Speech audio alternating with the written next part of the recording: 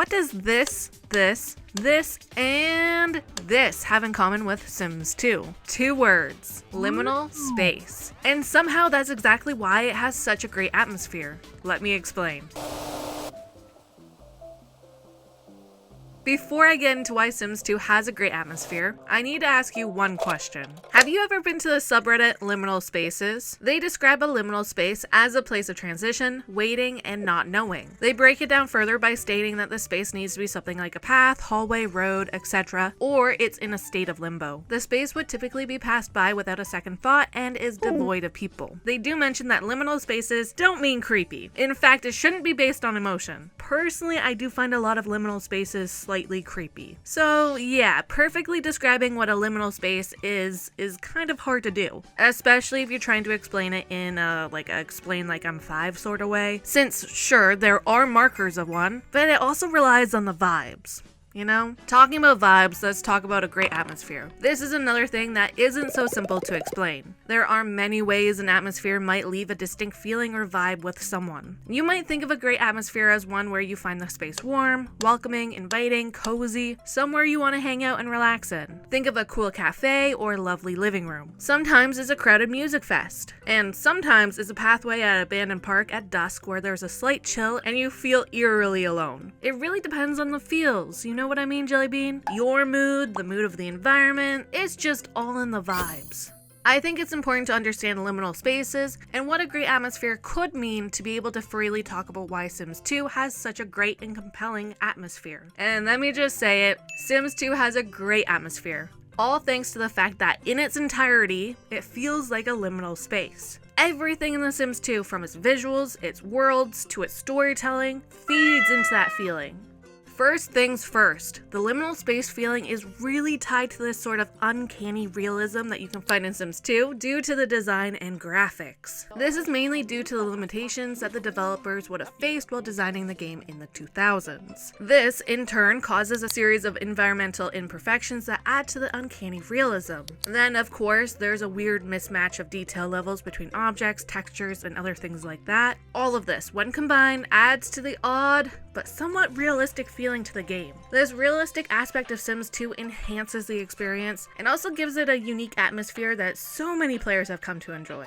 Let's talk about the early to mid 2000s graphics featured in the game. This is a leading cause of why everything feels slightly uncanny. When compared to the first Sims, they definitely went for a more lifelike look. In Sims 3, they went for a different sort of realistic style, probably because now there is more advanced tools, programs, techniques to use, so why not use them? All of these styles is a far cry from how Sims 4 looks with its cartoon style. Going back to Sims 2, since this was an early 2000s version of realism, it's still very stiff. It's definitely stylized, but grounded and still very expressive, especially when it comes to Sims and the way they react. Due to this extreme expressiveness, it creates a weird vibe. Do you understand what I'm saying? I wouldn't say it's creepy, yet it's tiptoeing in that direction. Don't get me wrong though. That's exactly what I like about it. I like the realism paired with their over-expressive reactions. As uncanny as it does feel, it adds to the game's feeling. Seriously, the graphics are one of the leading reasons why Sims 2 reminds me of liminal spaces. It's in this awkward middle ground where it's realistic enough to resemble real places, but not detailed enough to feel alive and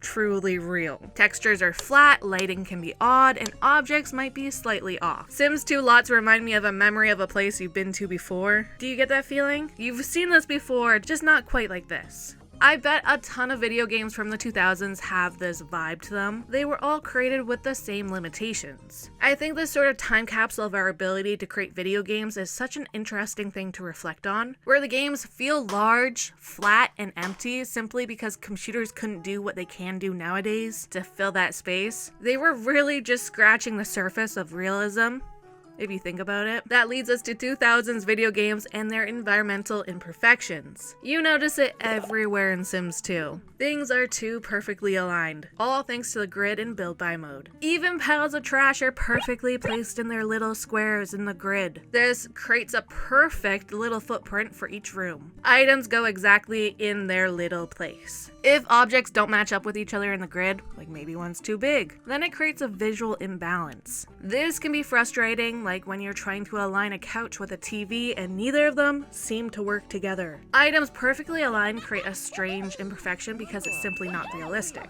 This is not a lived-in house. It's a dress setting, and you can really feel it while playing. On the flip side, when things are not aligned within the grid, like the couch and the TV, that also creates an imperfection. Real life isn't that rigid with how you can put down items. It's unrealistic. You would be able to adjust the couch to be where it needs to be for the TV, or vice versa. You're not locked into some grid while designing your living spaces.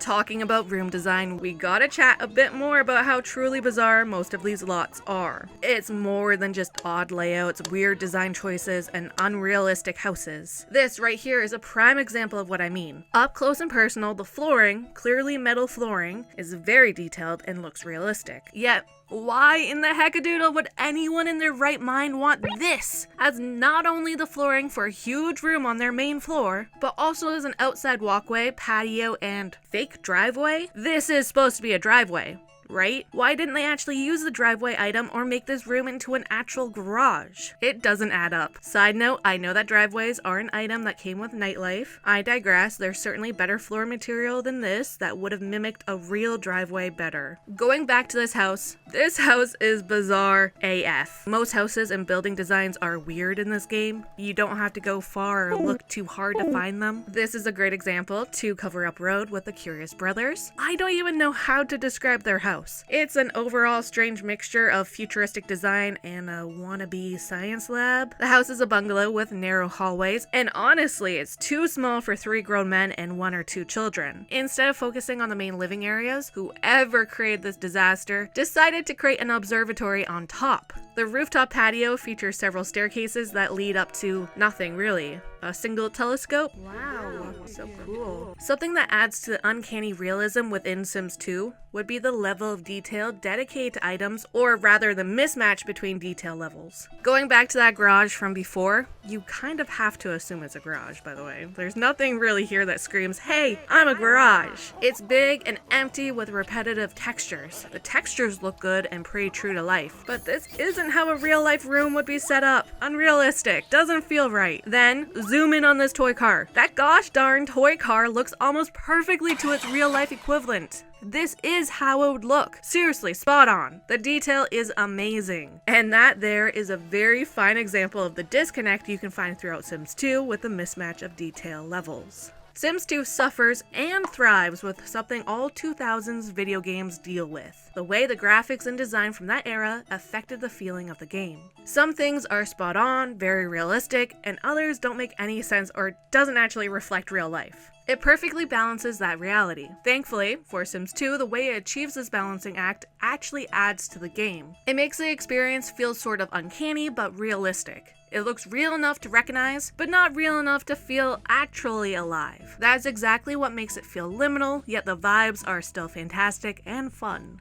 You remember how that subreddit defines a liminal space? Somewhere devoid of people, a place that's in transition? I would agree that is exactly how Sims 2 is designed. There's this emptiness and isolation due to the world's structure. This means several things. The entire game relies on lot-based gameplay. While you play, you notice the lack of background life, especially if you've recently played Sims 3 or 4 or any newer video game, to be honest. Finally, there's not much to visit or see, so you will notice a repetition in assets. All of this, however, adds to the great atmosphere in a few ways. I'm a staunch supporter of open world gameplay, or at the bare minimum, open neighborhoods. Nonetheless, I think the lot-based gameplay works here. It makes households feel very secluded. You have to go out of your way to interact with other Sims. You have to be intentional with the relationships you build up, and boy, oh boy, relationships are hard to maintain in this game. It's a real chore. I think this isolation means that you really focus on the storyline going on within the active lot. You have more of a chance to pour your heart and soul into it. Instead of going out your way to get nervous subject to reach out to his bio parents, you tend to focus on the fact that his adoptive parents are maniacs. Those two are very clearly evil scientist type Sims who have reward items in this torture room of a main living space. Since Nervous's bedroom is in this weird open basement area, and well, let's be frank, based on his name, he's clearly their test subject. The lot-based isolation in this case forces you to explore the dynamics that already exist without branching out as much as you might have if the game had an open world or open neighborhood. Modern games do a great job at constantly simulating life with some simple background activity. There are cars in the distance or ships, people walking by and doing their own thing. In Sims 2, there's none of this. Zero. Not a thing. Not anyone. Nobody. No. Nothing. There's an emptiness in the surrounding spaces. The storylines, Sims, and little world that's happening within lots literally only exist while you're on it. When you're not there, it's simply waiting for you to return. The Sims are not continuing their lives without you. You don't see them going about their daily lives in lot adjacent areas. This lack of background life in Sims make gameplay feel empty and devoid of life. It adds to the liminal feeling of the game. Then there's the repeated assets. Like many life games, particularly from that time period, there's not an infinite amount of textures or objects in the game. You're going to encounter the same select ones. This makes everything feel slightly artificial and somewhat disorienting. Like, you've seen that outfit before. You've been here before, even if this is your first time at this lot, because you're already familiar with the assets. You're in this weird limbo of exploring the lots while at the same time being already very familiar with the textures, outfits, Sims, and objects. All of these elements, lot-based gameplay, lack of background life, repetition of assets, makes the atmosphere of Sims 2 feel so interesting, unique, great. It makes everything feel like it's in a state of waiting. Like the world isn't moving forward unless you do, unless you cause it to.